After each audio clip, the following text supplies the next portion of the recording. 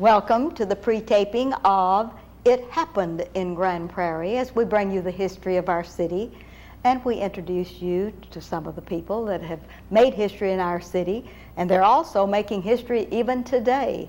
And this is our history tape number 309, 309th tape that we have done of history of Grand Prairie, and we're very excited today. We have just a splendid couple that just means so much to our city today, and they have agreed to come and share their lives with us today, and we're so pleased to welcome, first of all, Mr. W.D. Doc Carter. Welcome to the set, Doc. Thank you, Ruthie. It's good to be here. Yes, we're just so excited, and if we can just get you to laugh one time on this show. You are very famous for the Doc Carter laugh in Grand Prairie, Texas, and it's just so wonderful to have you here. Yeah, and glad you started us off properly by giving us a wonderful laugh today. And your beautiful wife, Bibi Carter. We're so glad to have you with us, the past president of my garden club and all of this good stuff. We're just so glad to have you all on the dais today, and we'd like for you all to share your lives with us. But first of all, Doc, we're going to interview you first. Is that all right? And let Bibi kind of rest and see what goes on. This is your camera. Okay. Would you look out into your camera, and would you give us your genealogy? We want the names of your mother and father and your mother's maiden name, and if you have brothers or sisters, we'd like to have you to document those. Would you do that? I will do that. All right. My father's name was William Eugene Carter, and my mother's name was Cordelia Johnston, Johnston. She was born in Oxford, Mississippi. My father was born in Bowie, Texas. I have 2 brothers and 3 sisters. Okay. My oldest sister's name was Eunice. The next sister was Arlene. And the next sister was Audine, A-U-D-I-N-E. And my oldest brother is Eugene. And then very few people know it, but I have a twin brother whose name is Milton. Okay.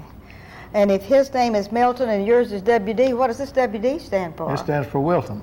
Wilton. Mm-hmm. How wonderful. All 3 of my sisters are deceased, but the 3 boys are all still alive. Uh-huh. Okay.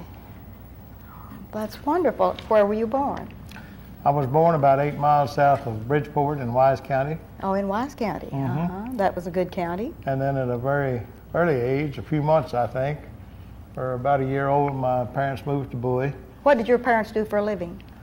In those days, he worked at a gin when he was in Bridgeport. All right. With his father-in-law, and then when he came to Bowie, he went to work for what was called Prairie Pipeline Company, who later was bought by Sinclair. All right. That was an oil pipeline then. Mm-hmm. That is great. And when you moved into the Bowie area, where did you go to school as a young man, to elementary school? I went to what was called South Ward Elementary in Bowie. Okay. And did you have any favorite teachers out at South Ward in Bowie? South Ward, I had one very favorite teacher who was also the 4th grade teacher and the principal, Mrs. Altenberry. Yes. A-U-T-N-B-E-B. I think she later lived in Grand Prairie for a while. Uh-huh. And did you really help her as a student, or did she just really help you? I think she helped me. All right. That was great. Okay. Mm-hmm. And then on from elementary school, where did you go? Well, I went in Bowie. We had one large building at that time, and the 5th, 6th, and 7th grades were on the lower floor. All right. And I don't know what they call those categories. Kind of like middle school, kind of a middle school. And then the high school was the 8th, 9th, 10th, and 11th, and we were on the upper floor during that time. Who was high school. Who was your principal or your superintendent of schools during that time? The superintendent was a man by the name of Dan Martin. All right. And the principal was, I believe his initials were J.B. Lewis. Uh-huh. All right. We called him Red because he had a fiery red hair. All right. And when you were in this high school, did you play sports? Were you academically inclined? Who was your favorite teacher and subject in high school? Well, I guess my favorite teacher was the coach, which was Stallings, even though I didn't participate in sports, I participated in band. Yeah, oh, yes. All right. What'd you play? Played the trombone Trombone. Oh, that was great. In the marching band. in the marching band. Yeah, that is great. That's wonderful. Favorite other subject besides band? Well, that's about it for favorite subjects. That was about it for favorite subject. I was just we looking just to got get by on all those others. That's right. I was Oh, just trying to that's graduate. good. All right. We're going to let you stay where you are, right at Bowie, as a senior in high school, and then we're going to come back and find out where you went after that. But we need to talk Bibi a little bit, see. And Bibi, you're a very special young lady, and would you tell us a little bit about your parents? My parents were pioneers to Arizona, All right. and their name was Harry Nelson Bennett and Olive Windsor. All right. And their parents were pioneers too to Arizona. That's great. And I have 3 brothers and 1 dear sister, All right. myself. Would you like to name them? Well, my older brother's name was Windsor, All right. and then it was Harold Nelson and Dean Joseph, and my sister's name was Priscilla, All right. That's and then my name, Bibi, of course. Yes. And Bibi, where did you go to school in elementary school? I went to elementary school in a little settlement out of Phoenix called Murphy. All right. And then later my folks bought a ranch in Glendale. And I went to Glendale School and graduated from Glendale High School, Okay, and that's in Arizona. Arizona. All right. Do you have favorite teachers in elementary and in high school you'd like to have in this record? I remember a school teacher by the name of Ms. House Yes. in, when I was grade school. Yes. And I was scared to death of her, Oh, but yeah. she was my favorite. Yeah. And then in high school, of course, I liked all the teachers. I couldn't say, maybe my history teacher. What was your favorite subject?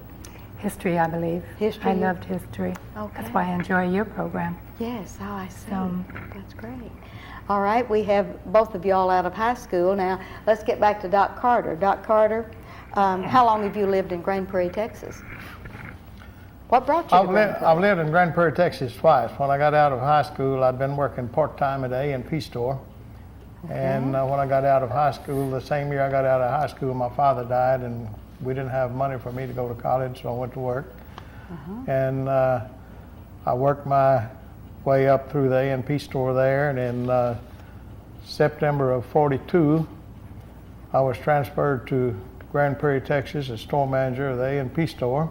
Where was it located? Which is located where Jack in the Box is at present, All right, is that the Right. Jack in the Box at Main and Center? Main and Center, All right. right next door to the old famous Lucas merchandise store. Yes.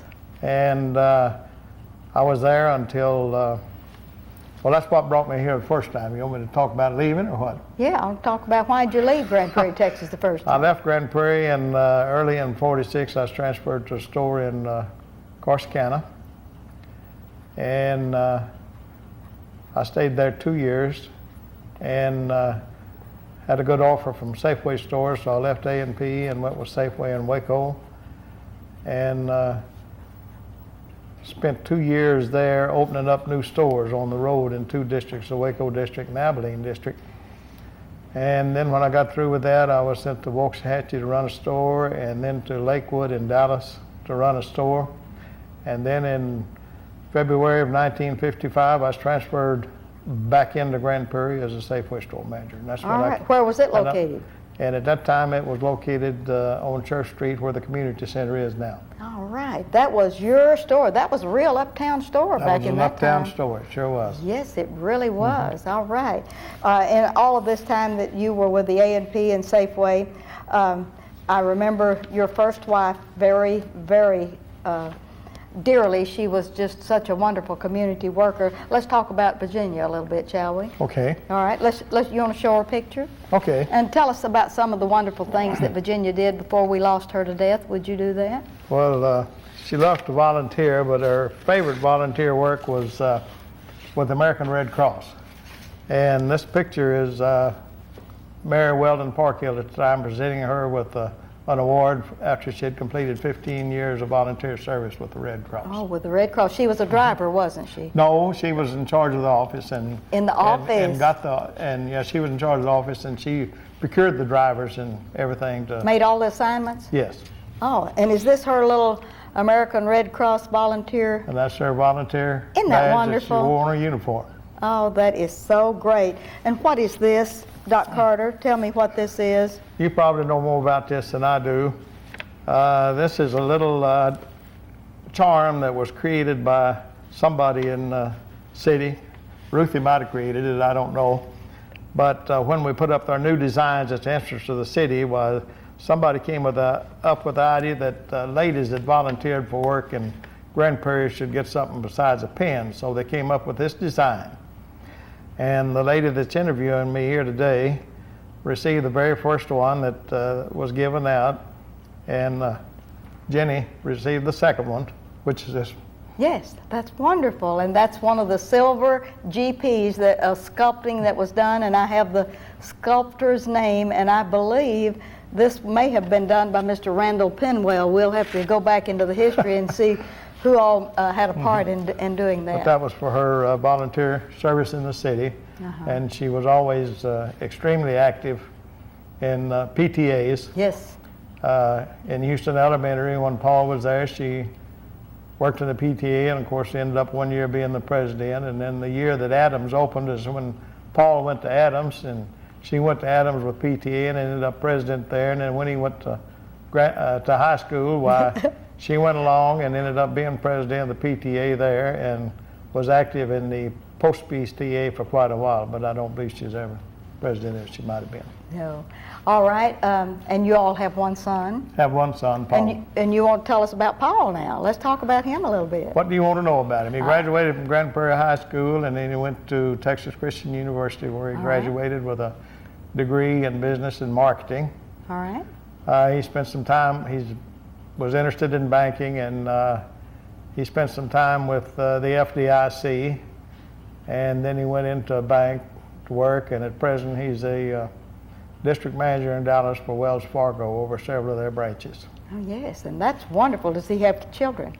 He has one child named Alec, A-L-E-C, Alec, and What's Alec doing? he plays a lot of soccer and then tries to get his grades in school. All right. Where does he go to school? And he goes to St. Patrick's All right. in Dallas. Yes. They live in Mesquite. All right. And does Paul have a wife? Has a wife named Terry. She's a lovely lady, and she was born and raised in Nebraska. And he met her at a FDI school in Washington, D.C. And brought her to the good place of Texas. Brought her to Texas. Brought her to Texas, yeah. Yeah, got her here as soon as he could. I think that's wonderful. All right, Bibi, we're going to have to catch up with you because I'd like to know how you met Dr. Carter, who was one of the most eligible widowers that we had here in Grand Prairie, Texas. And bring us up to date on your family and tell us about Doc Carter. Well, she's not going to tell everything, Doc. That's all right. I have 3 wonderful daughters. All right. Name them. And I have Donna and Colleen, who lives in Hong Kong. And then my youngest daughter, Judy, she lives in Dallas. My older daughter lives in Detroit. And then I have 4 great-grandchildren. And then I have, Would you name them? or grandchildren rather. All right. And Brian, Denise, Lance, and Shannon. All right. And then we'll have 6 great-grandchildren. Yes, that is So, wonderful. and then the delightful story is when I met Doc. All right. I was invited to go to Wednesday evening dinner at the First Baptist Church with a lady friend to whom I worked with. Yes. And we were sitting around the table, and this ho, ho, ho big voice I could hear. Yes, in that her. wonderful laugh, that splendid laugh. And lo and behold, as he passed our table, my friend introduced us, and the rest is history. Yes, yes, that is wonderful. It's a nice part of my life. That is a nice part of your life. Yes. Is there anything else you'd like to add to that, Doc Carter? Well, I felt like I was trapped because a friend of hers was a good friend of mine, and Yes, no, it's been great. yes. She's a wonderful young lady, and about 2 years ago, we almost lost that child when 2 years ago yesterday. when she had, I believe, a heart problem, a 4-way bypass, and all of the good stuff, and just you are just so blessed. Both of you are, that you have that wonderful thing to fall back on. But we're going to let you rest a minute now that you've met Doc and now that y'all are married. We need to get back to Doc Carter because he has been just almost like such a big part of Grand Prairie, Texas. I'd like for you to tell me about being in the Lions Club, and that's been a wonderful way for you to give service to Grand Prairie, Texas. Tell us about that experience. Okay, when I came to Grand Prairie, I believe in September of '42, of course, the Grand Prairie State Bank at that time was across the street, and a man by the name of Ernest Avery worked in it, and Ernest invited me to go to the Lions Club, which at that time met in the basement of the old Methodist church. And That beautiful old building. That's right. And I joined the Lions Club then in 1942, and I stayed active in it then, and as I went to other places when I left here in '46, I stayed in Lions. Then when I came back in '55, of course, I went right on back into the Noon Lions Club, as it was called then. And then in 1964, I believe, they changed officers on July the 1st. I believe it's 1964, I went in as president of the Lions Club and served a year. And then when I finished that, I was zone chairman then for a year and had several clubs under me I had to help and work with. And then I continued on in Lions activity. During the time I was zone chairman is when, with the help of Tom Milliron and Grady Jacobs and Ray Crow, we organized the Evening Lions Club, which meets in Grand Prairie at that time. And later, after I left working downtown, while I joined the Evening Club, it was more convenient. And then I think in 1982, which I'd been a Lion for about 40 years, I was honored with a lifetime membership from Lions International out of Chicago. Oh, that is a wonderful tribute. That is great. You've never belonged to Rotary? Never belonged to Rotary. Don't want to talk about Rotary. Don't want to talk about Rotary.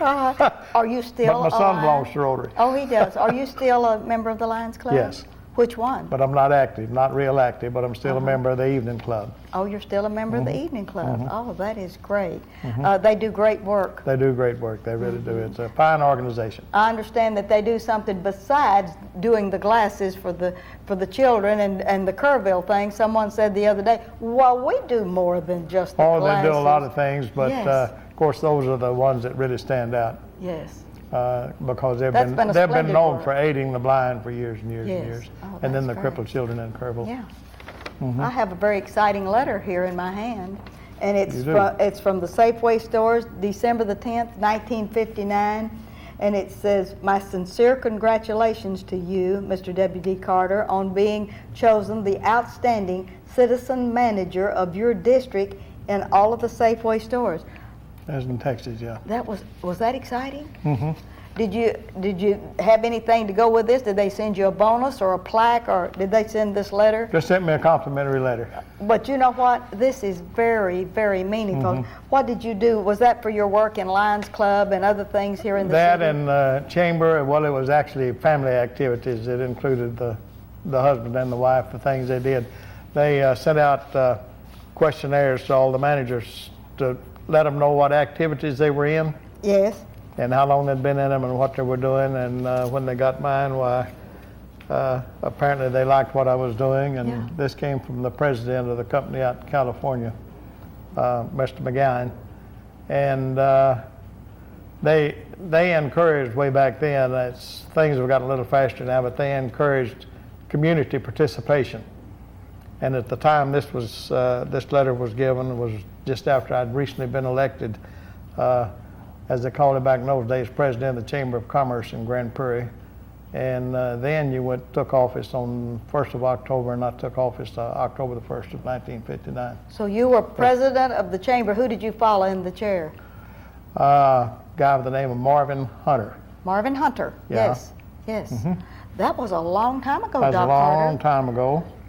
I had some real good men on my board. C.P. Wagner was on my board. He was my right-hand man, and A.W. Sal was on the board. He was, Oh, of course, man. Yeah, I just had some good folk. Movers and shakers and Yeah. philanthropic-minded people. And that's when we got kind of moved around a little for office space, and that's when we built a little building on Main Street with the... Just west of the Grand Prairie State Bank?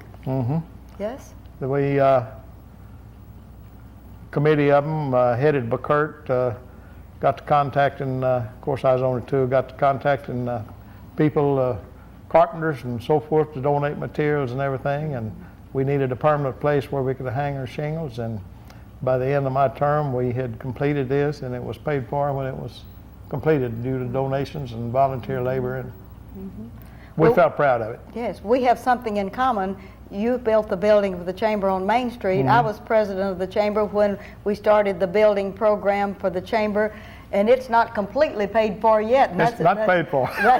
That's been 15 years ago, so I didn't do as good Yeah, financially. we as paid you for ours did. as we went. Yes, but Yeah. that was wonderful. That's Yeah, real. it was great. interesting. Yes. Real interesting. I believe you serve on a bank board. We better talk about all of your interest in the community other than Lions and being a past Yes. member of the chamber. Yes, I was called one day and to have lunch with a couple of guys, and they wanted, I didn't know why they wanted me to go to lunch, but I did. Don't want to turn down a free meal. That's it. And anyway, we got to discussing the possibility of getting a charter for a new bank in Grand Prairie. And the two people that I talked to at that time that had the item was heading it up was John Wright, the banker, not the attorney, and Dr. Bob Wilson. And we got another one or two involved, and then the first thing you know, of course, it took quite a time to put it together, but eventually we put together and opened the National Bank of Grand Prairie out on Southeast 8th Street. Is that where Opened Fritz it. Heike was the... Yeah, he President? wasn't the first president, All right. but he was the second president. Who was your first president? I can't remember. He didn't last long, He didn't last long. Okay. but I don't remember who it was. All right. And anyway, we opened that, I believe it was either July or August of 1975. Who serves on your board now, and is it still the First National Bank on Southeast 8th, or you have a new name? A few years ago, we changed our charter to a state bank instead of a national bank. And then because there was no longer a Grand Prairie State Bank, and Grand Prairie State Bank was well known in Grand Prairie, we named it the Grand Prairie State Bank. And another similarity, of course, is Durwood Sutton was familiar with the old Grand Prairie State Bank, and Marshall Sutton, his son, is the president of our bank. So that's carrying on the Sutton name and the Grand Prairie State Bank That's legacy. Oh, that's great. And a guy by the name of Mike Casey is the principal owner and chairman of the board, and I'm vice chairman of the board. And other members of the board is Reg Crump, who is secretary, Bob Donaldson, Dr. Neil Sternberg, Dr. Peterson, and James Nelson. And that comprises the board. And most of those, well, I believe all but one of them have been on that board since the beginning. Neil came on about 3 years later. Oh, that is wonderful.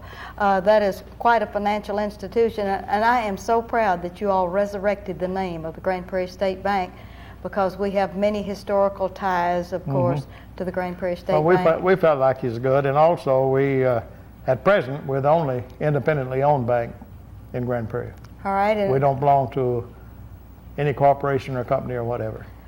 also we're going to use your influence in getting Marshall Sutton to get his dad, Durwood Sutton, to do a history show for us, which he has not documented his time in Grand Prairie. And Well, he you needs have a to. lot of influence, Doc. I do with Durwood, I do. All right. I'll help you. You're going to tell him now that he has his new pacemaker, just Yeah. say you're ready for the Ruthie show. And I've already been here, so he can come along. That's right. That's Yeah. going to be wonderful. All right, BB, since you've been in Grand Prairie, Texas, you have just really been involved in the community, and you've been president of our garden club, the Grand Prairie Garden Club, the older of the garden clubs in our city. Tell me about being president of that group and the ladies that you work with. Well, aside from being, with a garden club, that was a thrill for me because I'm really interested in gardening. Yes. And but the nicest thing is meeting all of the ladies, the members of the garden club, and they've become real close friends. I cherish their friendship very, very much. Yes. And when we meet, we have a real close-knit union group, don't we? Right, we really do, and it's a joy to go. Mm-hmm. And of all the things, when you were president of the garden club, we have about 1 more minute to go on this interview. Tell me your favorite project you've done while you were in the garden club. Oh, we worked on the wildflower trail. Oh, of course. And we had the learning center. Yes. That was already built, but we had And our the quality of trail. life trail. Right. That's just what I was going to say was the quality of life due to you and the foundation Yes, board. oh, yes. They donated money. Yes, and we matched it, And didn't we we? matched it. Yes. And we've had a lovely garden club. Yes. And lots of good women, mainly you, Ruthie, that have inspired all of us. Yes, well, it's just so wonderful that that you have really become just a real integral part, not only of our garden club, but of all of the other things that Doc Carter is interested in. And we appreciate both of you all as wonderful corporate citizens. It's just been really great. Is there anything you'd like to say about the Grand Prairie of today, Doc Carter? You have 1 minute left, and this is your camera. Well, it seems like the Grand Prairie of today is re-energized and is beginning to move forward. And it seems to be moving forward in a lot of the right directions. And it's, of course, it has a little bit of awkwardness trying to develop like they want to, because as someone said the other day, we're 4 miles wide and 20 miles long. That's it. But it's still a great city to live in, and I have enjoyed every bit of it and plan to stay here till I die. All right. And how about you, BB? Are you ever going to go back to Arizona, or do you think this is the place to be? I think that as long as Doc lives, I will probably stay in Grand Prairie. Yes. And then we'll be with my children if I outlive him. Yes. Uh-huh. But I have loved being in Grand Prairie Yes. and being Doc's mate. And have you been really accepted by all of your peers? I think so. I think so, I too. feel like I have. You really have. We bow 3 times to the east to BB Carter, who has just been wonderful and has been such an asset to you, Doc Carter. She really has. Yes, she has really been wonderful. She's a swell lady, and we've all had fun with her in our garden club because she's so pristine and so precise, and you have to do everything just right and make your flower arrangements just perfectly and keep your yard just exactly right, or you're in bad trouble. That's right. Thank you all very much for being with us today.